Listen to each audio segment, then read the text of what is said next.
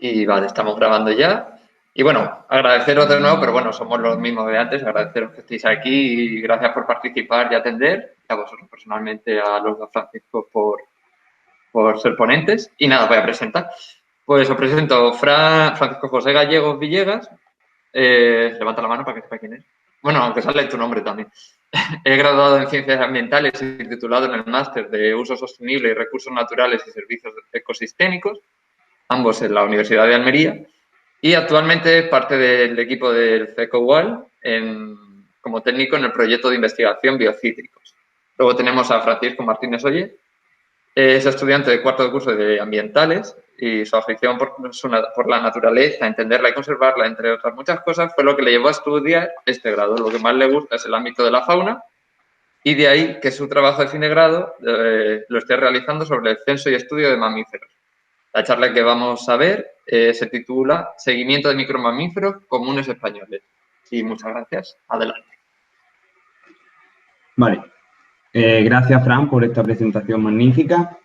Para comenzar voy a presentar o a proyectar la presentación. Esperamos que todo vaya bien. ¿Me confirmáis que se vea? ¿Se ve? Vale, sí, perfectamente. Si le puedes dar al F5 para que se vea más grande, mejor. Y si no, pues así también se ve bien. Lo tengo a pantalla completa en mi ordenador. No sé si Sí, es pues la nos sale conexión. como en el programa, pero bueno, que se ve bien de todas formas, no te preocupes, sigue así. No, podemos probar. A ver.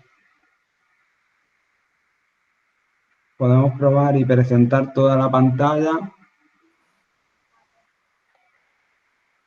Pantalla completa.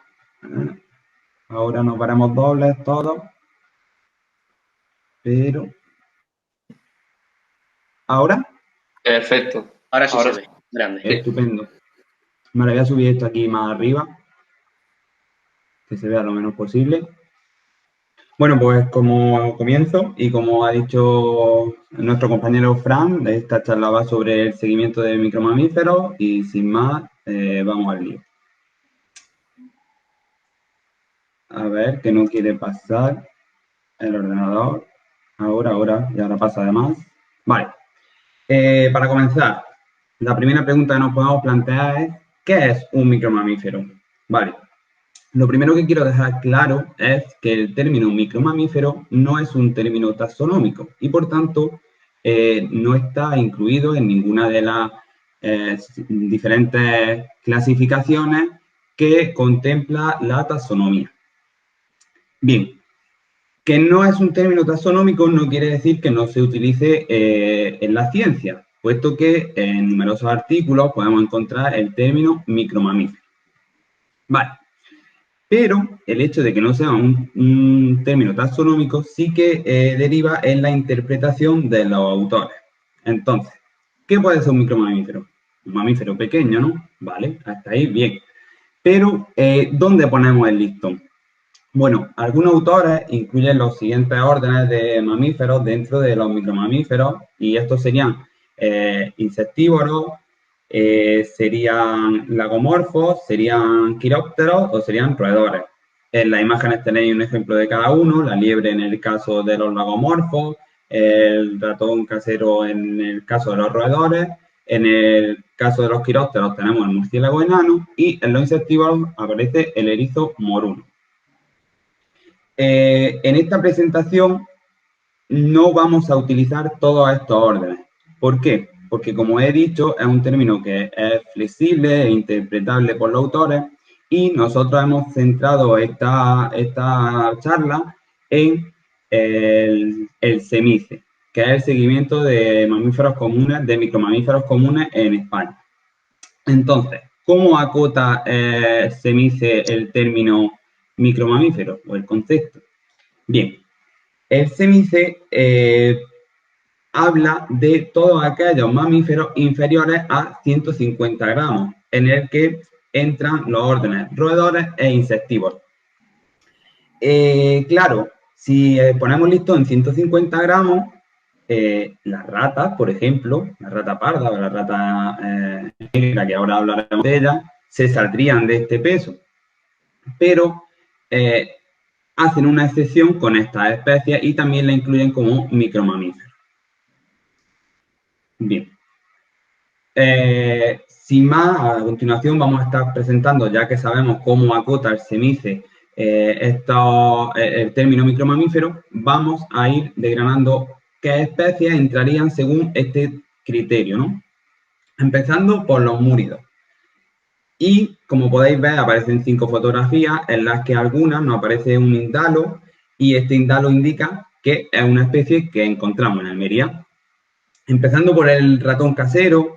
El ratón casero es un animal familiar, sobre todo, bueno, ahora se ve menos, ¿no? En los edificios y en la urbanización y demás, pero sí que la gente que somos de pueblo o de cortijos, pues es un animal que podemos encontrar fácilmente, puesto que, como bien indica su nombre, es casero, es una especie comensal del ser humano. Es pequeñito, tiene un peso máximo de unos 29-30 gramos y su distribución de forma global es bastante amplia.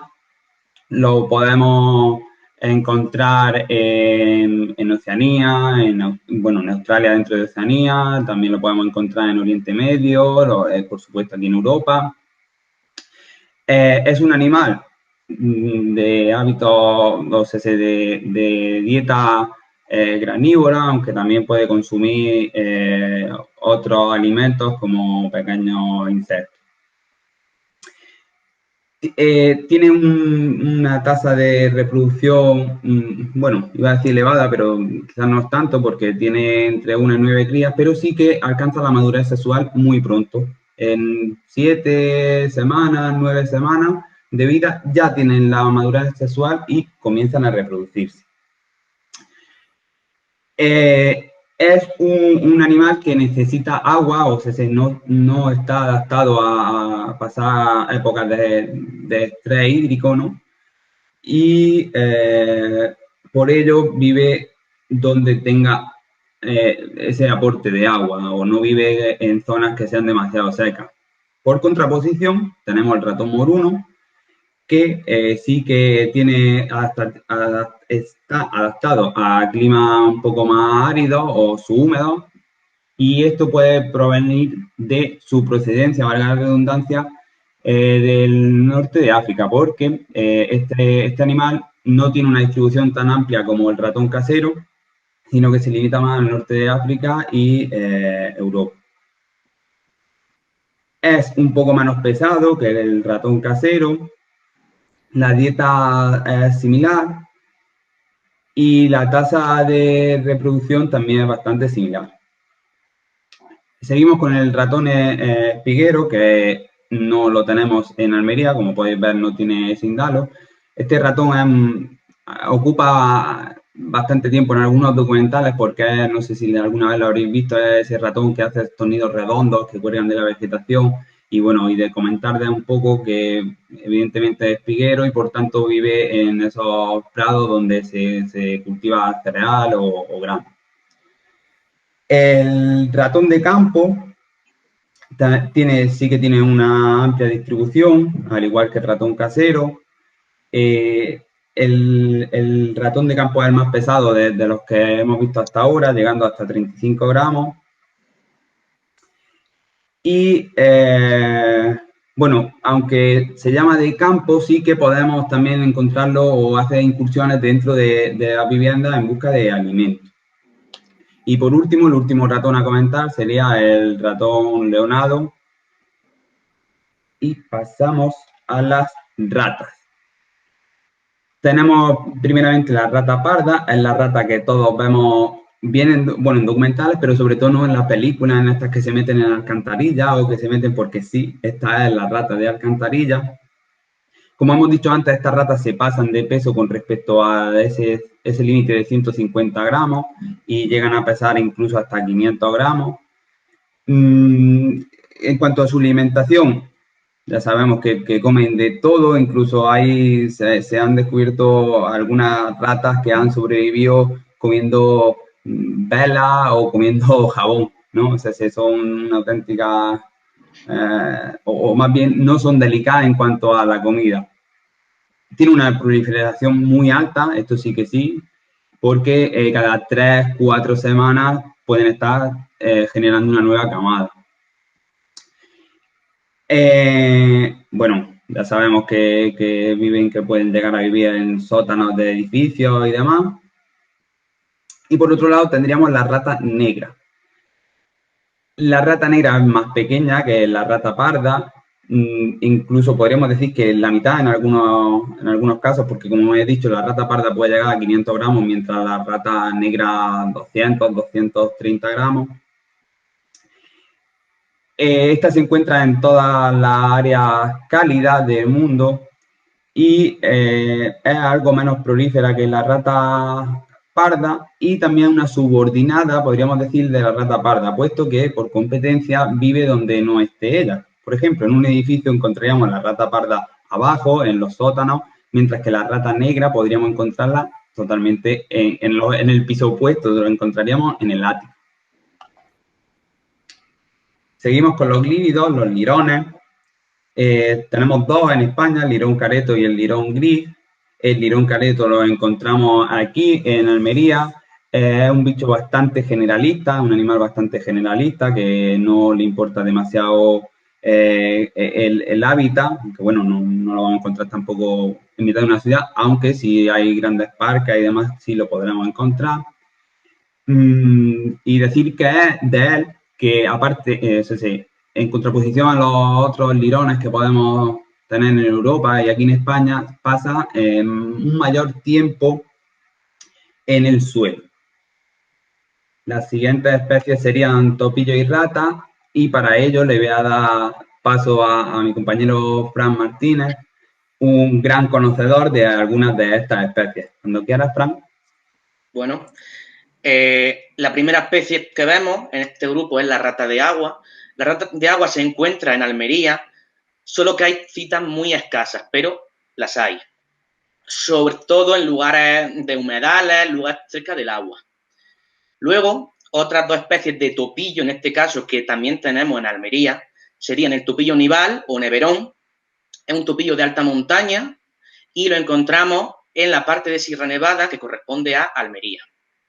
Y el topillo de Cabrera, que lo encontramos en este caso en Sierra de María, al norte de Almería. Dos especies que no tenemos en las provincias serían la rata topera, que se distribuye al norte de España. Es un animal que busca suelos mullidos para hacer sus galerías. Y el topillo rojo, que en este caso es un topillo de ámbitos más forestales. Si continuamos con los topillos, podemos ver, por ejemplo, el topillo campesino, que se distribuye en zonas abiertas, como por ejemplo praderas o por ejemplo cultivos de secano. El topillo agreste, por ejemplo, se distribuye más cerca de zonas de arroyo, zonas más húmedas. El topillo mediterráneo, este sí lo tenemos en las provincias y es el típico topillo que estando en nuestros pueblos nos acercamos a alguna huerta, algún campo de cultivo y es el típico topillo muy fácil de ver, que si levantamos alguna roca o nos fijamos un poco, sale corriendo en cualquier momento. Es un topillo muy subterráneo y excava unas complejas y largas galerías. El topillo pirenaico, en este caso, como dice el nombre, se distribuye en la franja pirenaica. Es un topillo de montaña y, aparte de ser de montaña, le gustan las zonas bastante lluviosas. Y por último, el topillo lusitano, este no lo tenemos en Almería tampoco, pero es también un topillo con gran afición por las huertas y los cultivos humanos. Si continuamos, podemos ver en este caso ya los insectívoros. Los insectívoros se clasifican en musarañas y musgaños y tenemos unas cuantas especies. En este caso, empezamos con la musaraña tricolor, que se distribuye en hábitats húmedos, al igual que la musaraña ibérica, en hábitats húmedos, cerca de arroyos. Seguimos con la musaraña canaria, que en este caso, como dice el nombre, solo se encuentra en las Islas Canarias. Y pasa algo parecido con la musaraña ibicenca, que en este caso no tenemos imagen, pero la musaraña ibicenca en el territorio español solo se encuentra en la isla de Ibiza, únicamente. La musaraña gris, esta sí la tenemos en Almería y es la típica musaraña. Está muy bien distribuida también a lo largo de todo el territorio español. el peninsular, mejor dicho. Y es la típica musaraña que busca zonas pedregosas, muros de piedra, por lo que también es fácil encontrarlas cerca de asentamientos humanos, cerca de cortijos, majanos que hay cerca de los cultivos. Un majano, para quien no sepa, es un montículo de piedra y de roca, entonces lo usan mucho para refugiarse. Y la musaraña de campo, en este caso, no la tenemos en Almería, pero es una musaraña típica de prados. Si seguimos, podemos ver abajo las últimas dos musarañas que nos quedan, que serían la musaraña enana, que es de ambientes más frescos, y la musaraña bicolor, que es de ambientes más forestales. Y ahora nos quedan los mugaños. Si no he explicado mucho las musarañas es porque hay muchísimas especies y están distintamente distribuidas, cada una usa un tipo de hábitat, pero en este caso los mugaños son menos. Empezaríamos por el mugaño enano, que sí lo tenemos presente en la provincia de Almería, y como curiosidad podemos decir que es el mamífero más pequeño del mundo. Llegando incluso, como veis, ahí hay una moneda de 5 céntimos y al lado está el mugaño, así que podéis comparar más o menos el tamaño que tiene el animalillo. Para que os hagáis una idea, el peso, si los micromamíferos son de 150 gramos inferior a 150 gramos, el peso de este animalillo va de 1,2 gramos a 2,7 gramos. Y las crías pesan 25 miligramos. O sea, un animal muy pequeñito. Y el mugaño patiblanco y el mugaño de Cabrera no los tenemos en la provincia de Almería y son dos mugaños que aparecen en zonas húmedas, cerca de arroyos. Y como curiosidad, podemos decir que su saliva es venenosa. O sea, son mamíferos venenosos. Y en este caso más el patiblanco. En este caso, su saliva genera en otros micromamíferos afecciones neurotóxicas. Así que, pues, muy curioso esto que en un animal como un mugaño. Y si seguimos ya por último, tenemos aquí una diapositiva muy curiosa, que son los micromamíferos norteafricanos. Y diréis, ¿pero por qué no explican los norteafricanos si estamos hablando de los que están presentes aquí en España? Pues son micromamíferos que se han muestreado y se han visto en los territorios de Ceuta y Melilla. Entonces, al verse allí, los incluyen en los inventarios de fauna españoles y, a su vez, en los europeos. Con lo cual, podemos decir que esta fauna, que es norteafricana, está presente en Europa. Porque, bueno, los animales no entienden de frontera de países ni de nada. Los animales van por donde quieren ir. Entonces, algunos ejemplos de estos son el gerbo de campo, el lirón careto magrebí, la musaraña magrebí, el asarfif. El asarfif es una musaraña llamada musarañas, pertenece al grupo de las musarañas elefante, porque son musarañas de un gran tamaño y son animales súper curiosos. Y por último, el ratón listado, que también está presente como en los inventarios de fauna españoles, aunque es un animal norteafricano. Si continuamos, podemos ver, en este caso, ya las características generales de los micromamíferos. Así, a grosso modo, los micromamíferos son animales omnívoros, es decir, se alimentan tanto de frutitas, frutos secos, raíces, o sea, invertebrados, insectos, arácnidos, incluso algunos depredan en nidos de aves, los pollos de las aves y los huevos de las aves. Son animales que en cuanto a alimentación son muy generalistas. Algunos más, unos menos, pero generalmente son muy generalistas algunos. Están muy ampliamente distribuidos, están en casi todos los continentes y están en gran cantidad de hábitats. Es decir, te lo puedes encontrar desde hábitats desérticos superáridos a alta montaña, a humedales, a praderas, en una ciudad metida en el interior de la ciudad, en cualquier sitio. Y a lo largo de la historia han tenido una relación complicada con el hombre. Porque cuando no se han gestionado bien los ecosistemas y no se ha hecho las cosas como tenían que haberse hecho, pues pueden generar problemas de plagas. Plagas en cultivo, plagas en alguna zona. Claro, y como son mamíferos, pues son transmisores de muchas enfermedades.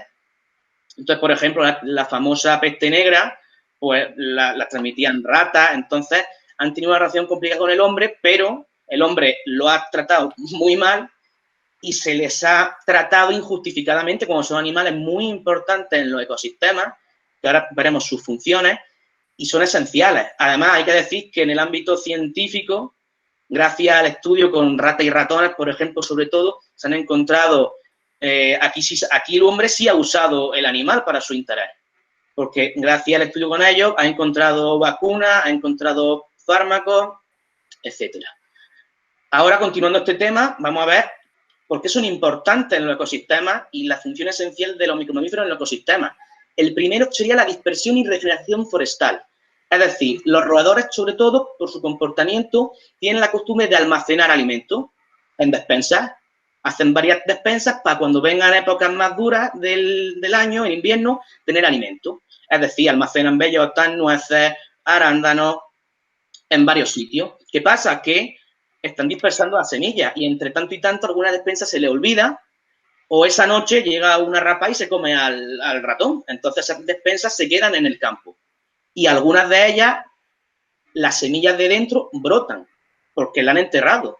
Entonces, están ayudando a la regeneración forestal. Es decir, los micromamíferos contribuyen a que se expandan los bosques y que se expandan las áreas de matorral. Contribuyen a eso y son muy importantes. El siguiente punto de importancia serían que son consumidores de invertebrados. Aquí, sobre todo, los insectívoros. Es decir, controlan poblaciones animales. Por ejemplo, consumen insectos, arácnidos, anélidos, crustáceos, consumen gran cantidad de invertebrados. Entonces, tener estos animales es muy importante para que no existan plagas. Por ejemplo, tener en una huerta una población de musarañas, por ejemplo, es muy interesante y viene muy bien a ese agricultor y a ese cultivo. Y por último, el siguiente punto de importancia, muy importante, es que son un recurso trófico para una gran cantidad de especies, sobre todo mamíferos, aves y reptiles. Si nosotros empezáramos a hacer una lista de los animales ibéricos, los animales que hay en España, que consumen más o menos veces micromamíferos, incluíamos un montón de animales, pero un montón. Y hay algunos que casi toda su dieta depende de esto. Por ejemplo, la comadreja es un mamífero carnívoro, y casi toda su dieta es a base de micromamíferos. La lechuza o el mochuelo, por ejemplo, casi toda su dieta es a base también de micromamíferos, gran parte de su dieta. Y los reptiles, por ejemplo, la culebra de escalera es un animal que los ratones, las ratas y todos estos animalillos, los topillos, vamos, es un componente súper esencial en su dieta. Y además, esto no acaba aquí. Si vemos la siguiente diapositiva, intervienen indirectamente, hacen un efecto cascada.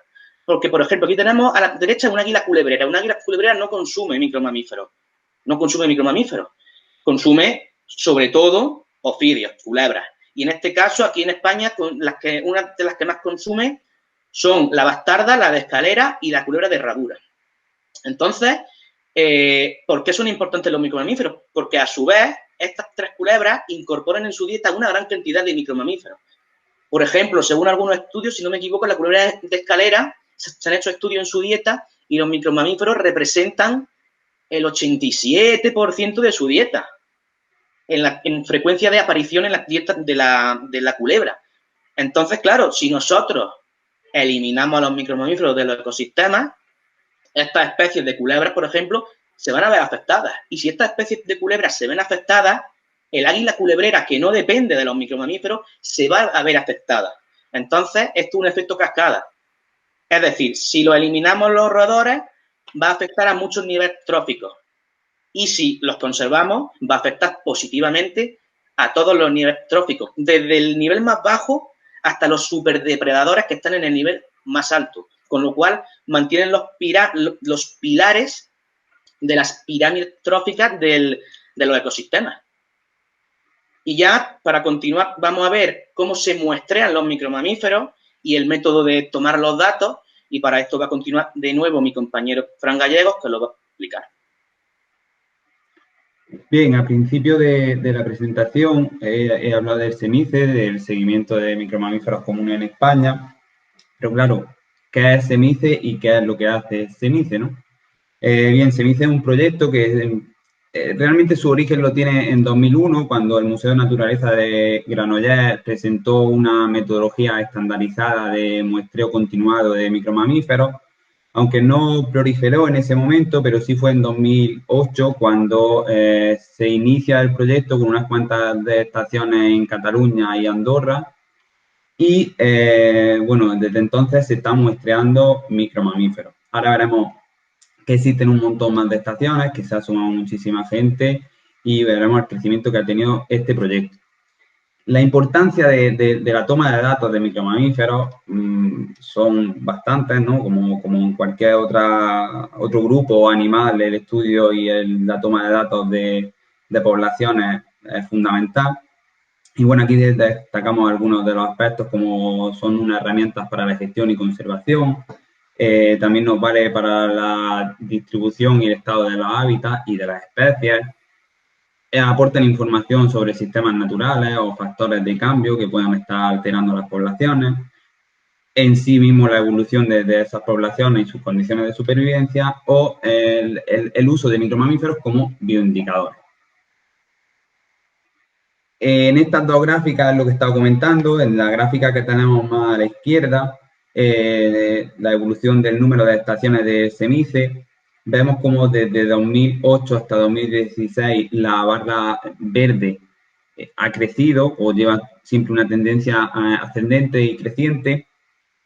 Vemos las azules que son las nuevas que se han incorporando y las rojas son algunas que se han dejado de usar. Bien, este crecimiento es notable y si nos vamos a la gráfica que tenemos a la derecha, vemos quién son los responsables de estas estaciones. Esta gráfica cuando la vi la quise traer hasta aquí, hasta la charla, porque me parece muy interesante, puesto que, bueno, se trata de que la ciudadanía investigue y se conviertan también en investigadores o en parte esencial de la investigación. Y esta gráfica muestra el crecimiento del poder ciudadano en la toma de datos de ciertas especies, ¿no? Y como vemos, en 2008 el nivel de responsables que eran voluntarios de las estaciones era muy bajo, un 10%, pero al igual que se ha visto ese crecimiento ascendente del número de estaciones, también se ha visto como esas estaciones estaban capitaneadas o los responsables eran voluntarios y vemos como hay un cambio abismal desde 2008 en 8 años hasta 2016, como pasa de un 10% de voluntarios a un 70% de voluntarios, en contraposición a los profesionales. Actualmente en España existen unas 161 estaciones de SEMICE. Como vemos en Almería tenemos un puntito, uno, pero tenemos, y vemos como en la zona de Cataluña y demás, donde más estaciones hay, también es donde se originó el proyecto y por tanto parece sensato pensar que sea allí donde más crecimiento ha tenido. He dicho que tenemos esa una en Almería, pero puedo dar la buena noticia o lo que yo creo que es una buena noticia y es que a partir de este año sumaremos una estación más que estará en La Moladera. Todo esto viene también a consecuencia de nuestro compañero Fran Martínez que está haciendo su TFG sobre micromamíferos y por ello se va a establecer otra parcela de muestreo y ya se continuará en los próximos años con esa parcela. Por lo tanto, sumamos una parcela más de seguimiento que como hemos dicho, siempre está muy bien tener datos para el estudio de las poblaciones. Vale, ¿qué se hace en estas estaciones? Bien, la metodología que sigue SEMICE es una cuadrícula que esté siempre en un mismo hábitat de 75 por 75, lo que es lo mismo un total de 5.625 metros cuadrados, en el que se establecen 36 trampas. Las trampas pueden ser Longworth o Sherman, y yo aquí os traigo, no sé si se verá muy bien, espero que sí, una trampa Sherman, no sé, ¿se ve bien? Se ve bien, sí. Sí, vale, esto es una trampa Sherman de las que se usan, así vendría plegada. Para desplegarla simplemente es tan fácil como, ahora sonará un poquito un sonido un tanto más estridente, pero nada más que aquí y ya tenemos la trampa armada, como veis es bastante fácil.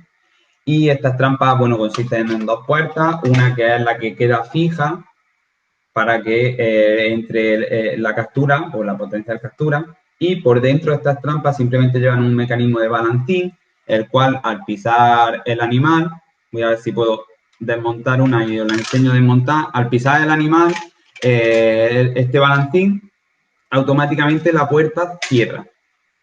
Bueno, aquí la veis desmontar y este sería el balancín, no sé si se aprecia, como sube y baja. Y bueno, al pisar el animal, la puerta cierra automáticamente. ¿Cuánto se hace esto? Bien, pues se hacen 2 campañas al año, una en primavera y otra en otoño, y constan de 4 días y 3 noches. El primer día se instalan y el segundo día lo podéis ver. Esto en donde pone D1, D2, D3 en la imagen se puede ver para seguir porque quizás sea un poco lioso, pero en resumen el primer día se instalan, el segundo se revisan y se vuelven a activar solo por las noches, importante que solo se activen por las noches, ahora comentaré el porqué de esto. El tercer día revisión y activación y un cuarto día revisión y retirada de trampas.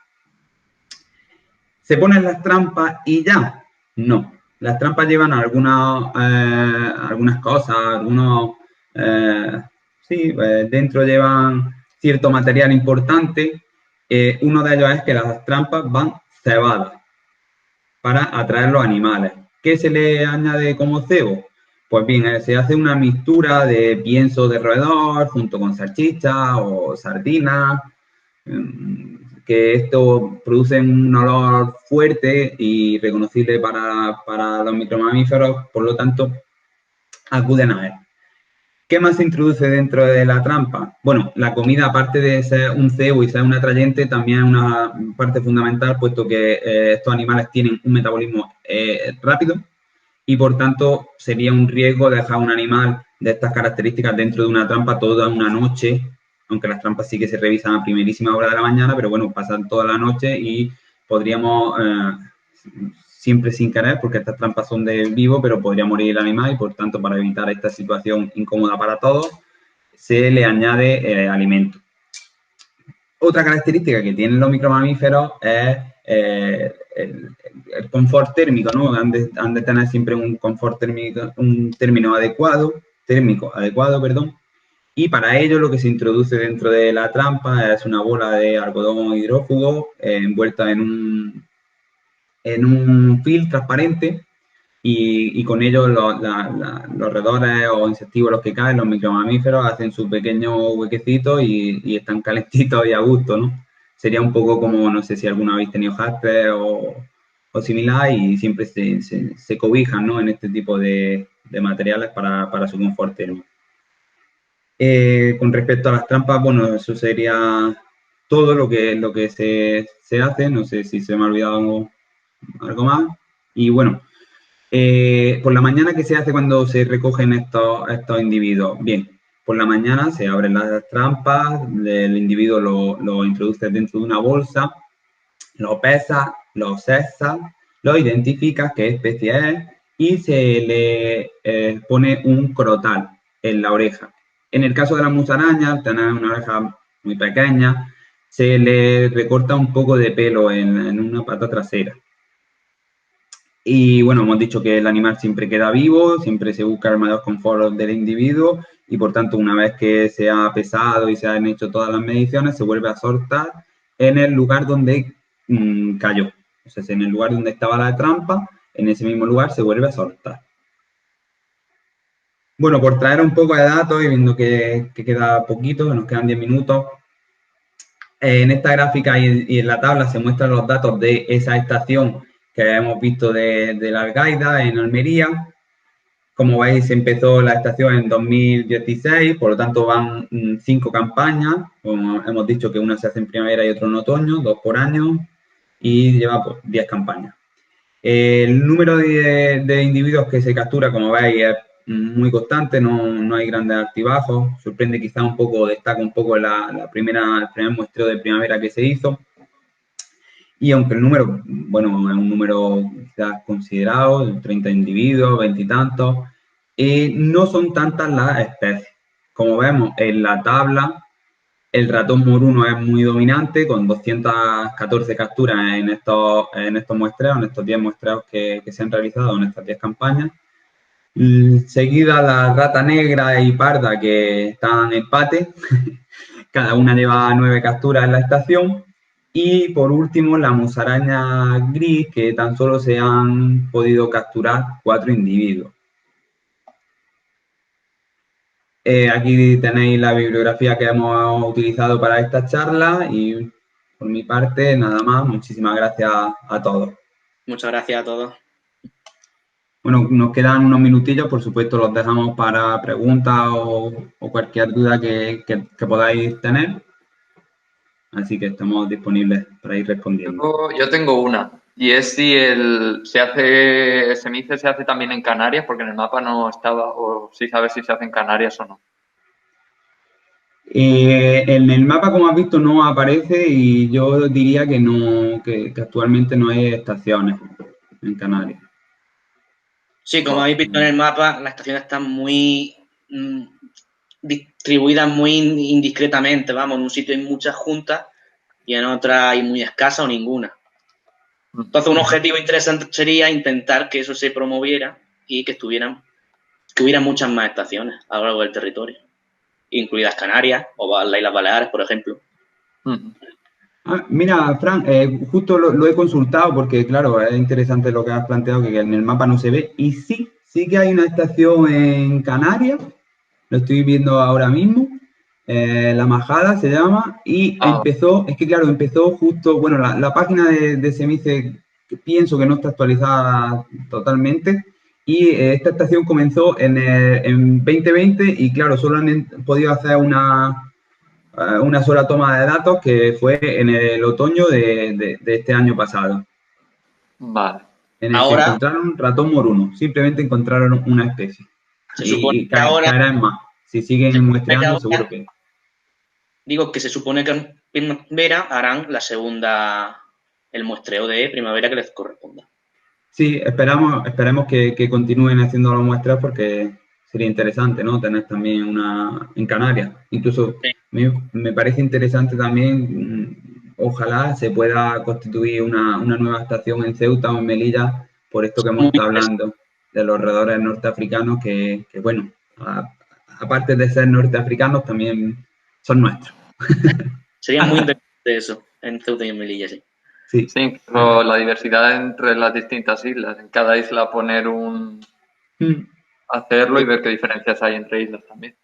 Claro, también sería ¿Sí? interesante. Esta está. A ver si veo la información.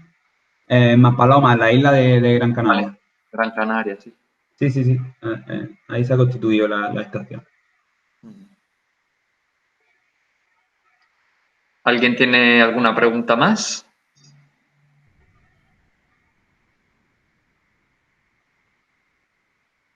No, yo no sé, no me ha quedado claro por qué se atrapa solo por las noches, porque has dicho lo diré ahora después. Bueno, el hecho de capturar por la noche es por lo que hemos estado hablando también, como habéis visto, las trampas son metálicas y los individuos son sensibles a la temperatura y entonces, claro, imagina, siempre también, bueno, es que hay más cosas que comentar, ¿no? Y sobre la puesta en el campo de las trampas y es que se introducen en una bolsa de plástico por la inclemencia del tiempo, porque, no sé, puede llover y entra agua dentro de la trampa y por tanto el animal puede pasar frío y, claro, y mojarse. Otra de las condiciones que se establecen para la colocación de las trampas en el campo es buscar, bueno, siempre se ponen bajo matorral o en zonas de sombra, porque a pesar de que se revisan a primerísima hora de la mañana, pues bueno, entre que revisa una y llega la última, son 36.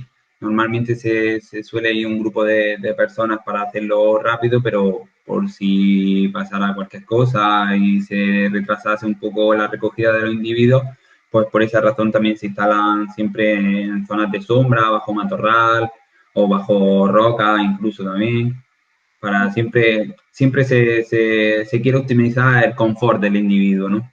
Que no haya nunca ningún problema.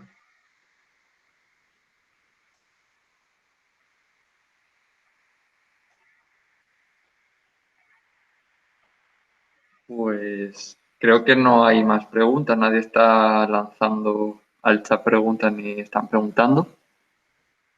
Entonces, bueno, ¿vas a decir algo, Fran?